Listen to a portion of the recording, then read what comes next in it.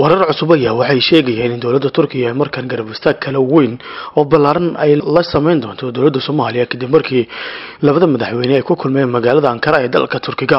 Soomaaliya iyo waliba Turkiga ayaa ka wada hadlay sidii dagaalmayaasha Al-Shabaab dalka looga saari lahaa isla markaana dalka oo dhan iskugu furi lahaa. madaxweyne xasan sheekh maxamuud iyo Rajab Tayyip Erdogan kulankoodii ayaa waxaa la sheegay in diiradda ku saareen sidii Al-Shabaab qorshe cusub oo dagaal ah loogu keeni lahaa isla markaana dalka oo dhan si dhaqsi leh looga saari lahaa. Turkiga ayaa waxay sheegeen in ay wadaan qorshe cusub oo Al-Shabaab dalka looga saarayo isla markaana looga ciribtirayo guud ahaan dalka qaybaha ay ka joogaan. Turkiga ayaa dalbaday in dhawaan sahan iyo waliba sirdoon cusub ay ka sameeyaan hawlaha dagaalmayaasha Al-Shabaab si dalka oo dhan sida ugu dhaqsiyaha badan looga saaro. Arrintaasi ayaa ka dambeysay kadib markii madaxweynaha dawladda Soomaaliya xasan sheekh maxamuud oo dalka Turkiga kulan kula qaatay madaxweynaha dalkaasi Rajab Tayyip Erdogan kadib markii dagaalmayaasha Al-Shabaab ay xoog soo saareen deegaanada dhaca gobolka Shabeellada Dhexe.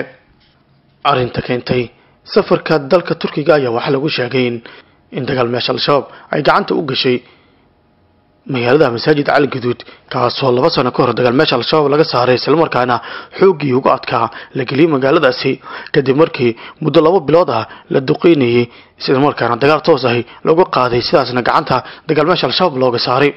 hayeeshee markii dambe ayaa waxaa dhacday in 2 sano kadib in dagaalmayaasha Al-Shabaab ay si fudud ku galaan magaaladaasi isla markaana qaraxyo ay ku bilaabeen. wixii markaa ka dambeeyay ayaa waxaa dhacay hadal hayn fara badan oo arintaasi ku aadan. deegaano dhowr ah ayay sidaa oo kale dagaalmayaasha Al-Shabaab ay weerar ku soo qaadeen isla markaana ay la wareegeen inkastoo markii dambe deegaano dhowr ah laga saaray. madaxweynaha dawladda Soomaaliya xasan sheekh maxamuud ayaa muddooyinka dambe waxa uu ku sugnaa Shabeellada Dhexe deegaano dhowr ahayna waa uu ka tagay si uu dirdirgeliyo dagaalmayaasha Al-Shabaab dagaalka loogu jiro ciidamadana ay u helaan moral iyo dhiirigelin ballaaran.